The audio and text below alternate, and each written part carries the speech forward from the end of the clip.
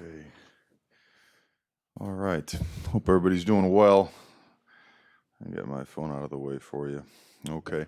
Took advantage of the bye week, obviously, to work on a lot of fundamentals and technique and some of our stuff. Schematically, we felt that we could enhance and get better at. Certainly looking forward to opening conference play in-house and getting Autzen Stadium going. Super excited to see our fans and that atmosphere that they create. Certainly our players are really excited about that. A lot of stuff going on also. I know that volleyball has a huge game on Friday against Stanford right here, and would love to see the student body out there just, bringing that noise that they bring to Autzen Stadium. I believe soccer is going to be away, but that volleyball game is a really big deal. So school's in session, all right, starting tomorrow. Everybody's moved in, so campus is alive and buzzing, and we're ready to get going for a primetime game on Saturday afternoon. So with that being said, open to questions.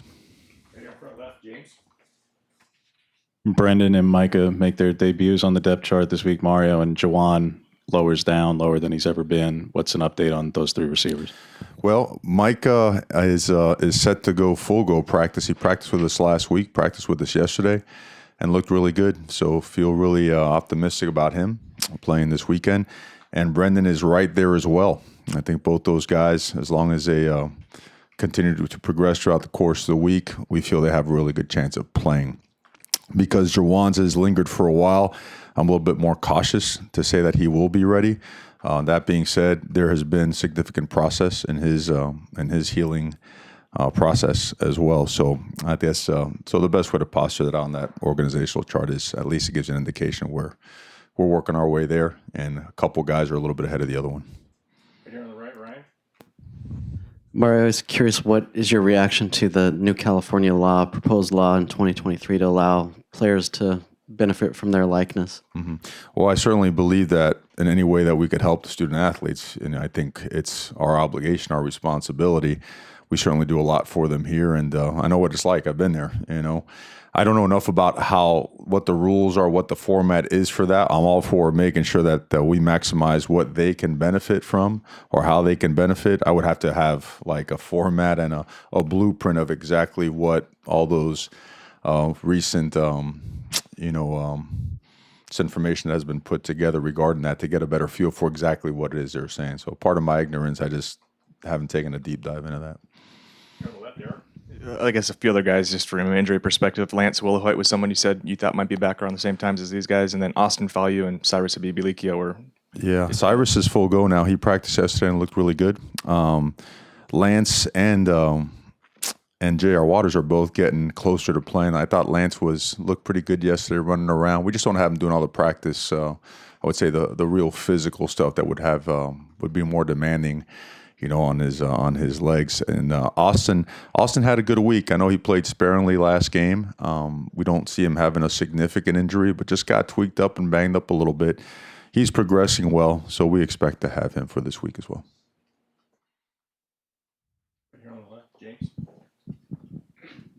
Can you speak to Cal's defense, Mario, where obviously their secondary is widely regarded as one of the best in the league? Certainly you have a tremendous defense with a great secondary of your own, but between Weaver and, not to discredit anybody else in their front seven, but Weaver and their back 4 or 5, it's a pretty loaded unit. What do you see from that secondary in particular on tape? Well, I think you got to credit the entire defense. I mean, I think those guys up front do a tremendous job, not only with gap control, but also when they get into their 4-down stuff, penetrating.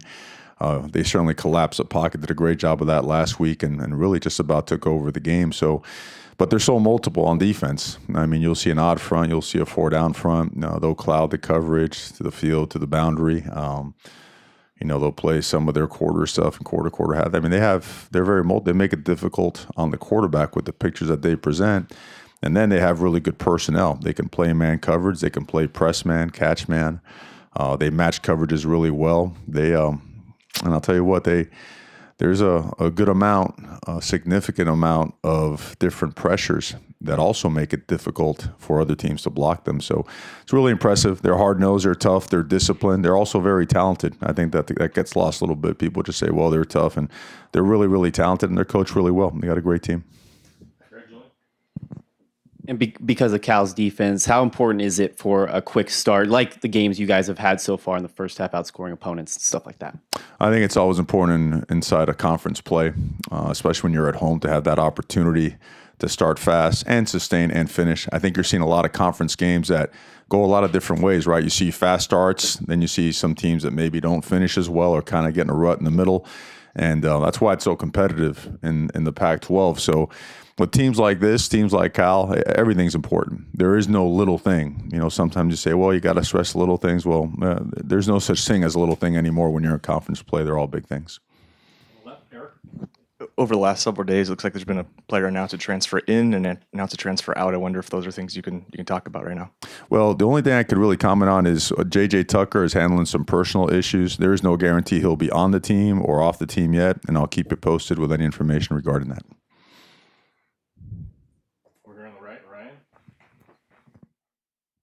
Mario, you've talked about how you've used the tight ends to supplement the passing game with all the injuries. I'm just curious, has the playbook been fully implemented, or due to the lack of wide receivers, did you kind of shrink it? And now when you get these other three guys going, does that allow you to do even more stuff offensively? Well, it certainly allows you to do some things from every standpoint, from a practice standpoint, a depth standpoint, and then, of course, just what you use on Saturday. So we're pretty excited about having those guys back. Over here on the right.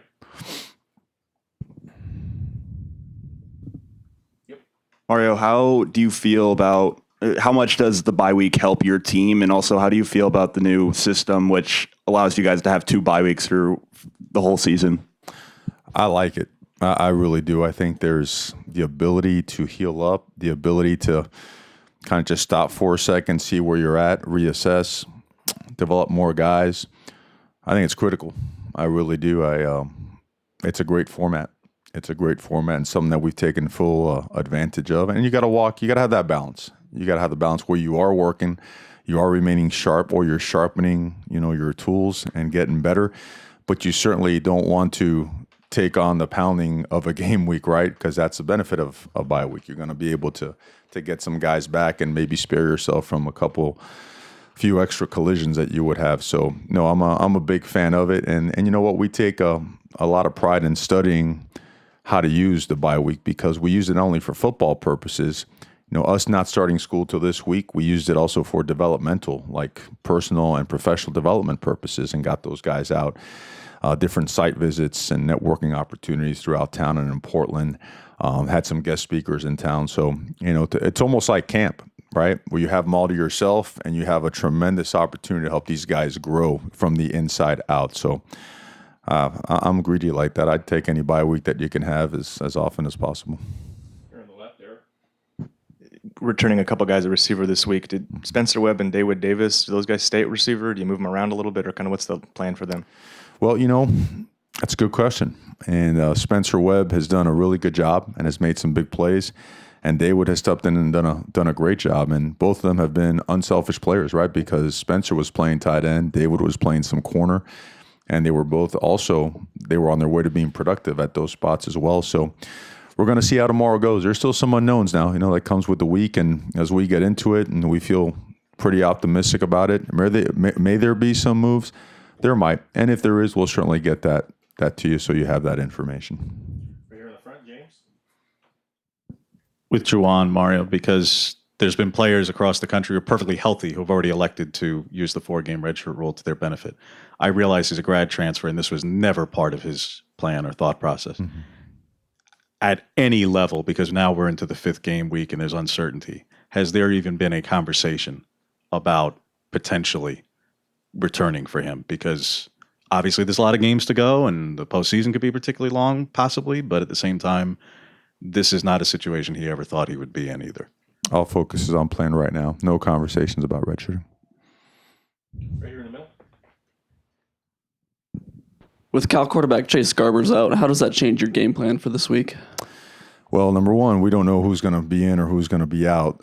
Maybe they've made an announcement or not. I don't know. I know that they're talented. I know that in their last 2 games, they've made a significant amount of plays in the passing game.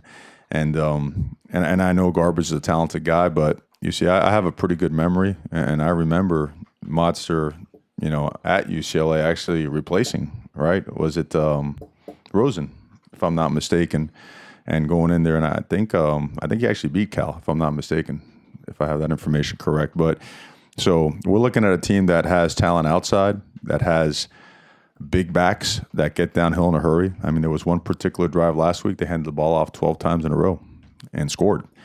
Talented offensive line that gets after you. And a brilliant offensive coordinator that knows how to move the football. So you have to prepare for, both kinds of quarterbacks, and we have enough film on both of them to feel comfortable in preparing for them.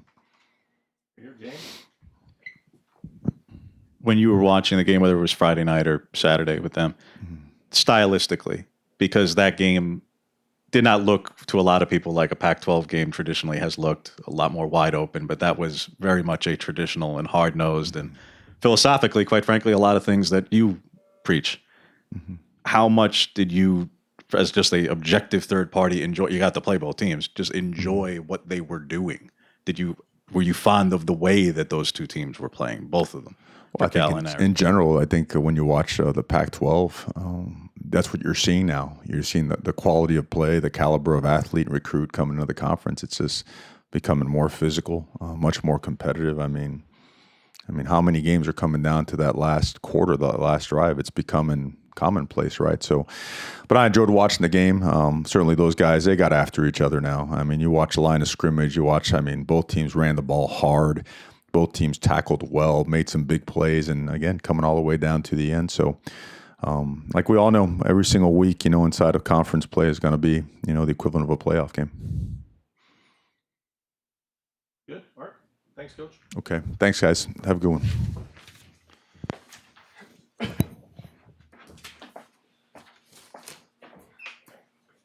Joey, will you mute those? Thank you. Michael, power's off? Yeah.